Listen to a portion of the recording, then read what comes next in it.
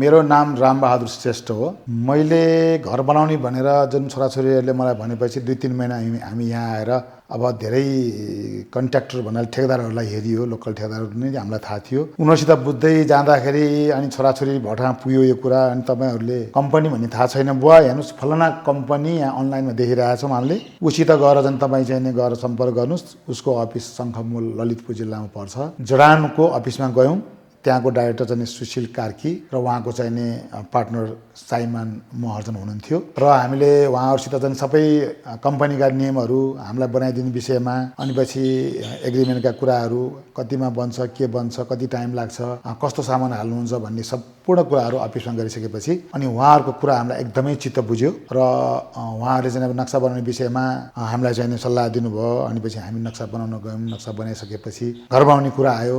घर बनाउने विषयमा अब डिबिसी बन्यो। डिबिसी पछि फेरि वाल बन्यो, अर्को छत भयो, 2-3टा छत हामी चाहिँ के उहाँहरूको किस्ता अनुसारको पैसा हामीले दिँदै गयौँ। काम चाहिँ रेसियोमा जाँदै गयो। कम्पनीले एउटा साइट इन्जिनियर एकदम कन्टिन्यू हाम्रो घरको लागि नै पठाइदिनु भएको थियो र जति पनि चाहिँ यहाँ काम भएको छ साइट इन्जिनियरले सम्पूर्ण कुरा हेर्नुहुन्थ्यो र त्यसमा केही कुराहरू हामीलाई थपघट आफ्नो व्यक्तिगत रूपमा यस्तो बनायो हुन्थ्यो कि भनेर चाहिँ हामीले भनेका कुराहरूमा पनि उहाँहरूले सबै नै स्वीकारेर चाहिँ हामी अगाडि बढ्दै गयौँ। चाहिएका आवश्यक सामानहरू चाहिँ उहाँले चाहिँ सबै ल्याएर चाहिँ वर्करलाई दिने र ओनरसित चाहिँ कोअर्डिनेसन गर्ने, यी सम्पूर्ण कुराहरू उहाँबाट पाएँ।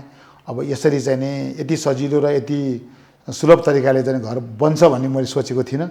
एउटा चाहिँ नि मलाई सरप्राइज जस्तै भयो मलाई।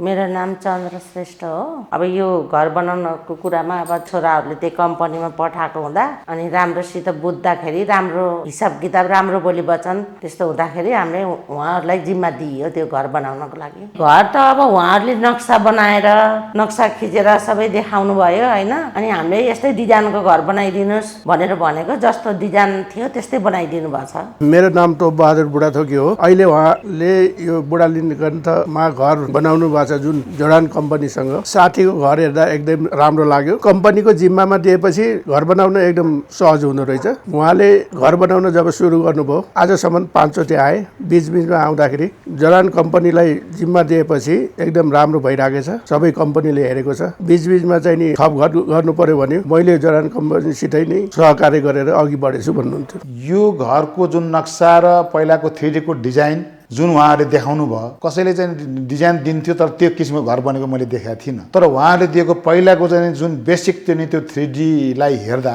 त्योभन्दा अझै लुक्स अझै राम्रो भएको घर मैले चाहिँ हेर्दाखेरि मेरो दक्षिणपट्टिको जुन पाटो छ त्यो साइडको चाहिँ डिजाइन मलाई असाध्यै चाहिँ सोचेको भन्दा राम्रो देखेको छु। पहिलाको त्यो 3D भन्दा नि अझै राम्रो भएको हुँदा यो घरको सुन्दरता भनेको दक्षिणपट्टिको जुन डिजाइनलाई मलाई एकदमै म सम्झिरहने छु र सबभन्दा राम्रो मैले त्यही देखिरहेको छु। हामीले चाहिँ नि कम्पनीले बनाएको घरमा यति हामी खुसी छौँ कि लोकल ठेकेदारले बनाउँदा कति तनाव हुन्छ, के हुन्छ, पहिला पनि हामीले बनाएर त्यो चाहिँ झेलिसकेका कुराहरूमा अहिले आएर चाहिँ हामीले चाहिँ जडानबाट चाहिँ जति हामी खुसी भयौँ। र जान त हामी अरू कम्पनी पनि गयौँ तर उहाँ त्यति साह्रै सन्तोषजनक र उहाँहरूको कुरामा हामीलाई त्यति साह्रै विश्वास नलागेर हामी जडानमा चाहिँ पुग्यौँ। जडानले बनाइदियो घर र म यो सल्लाह दिन्छु कि मेरा साथीभाइ, इष्टमित्र, दाजुभाइ जो जस्तो हुनुहुन्छ मेरो इन्टरभ्यूका कुराहरू सुन्नु भएको छ भने लोकल ठेकेदारहरूबाट घर नबनाउनुहोस्।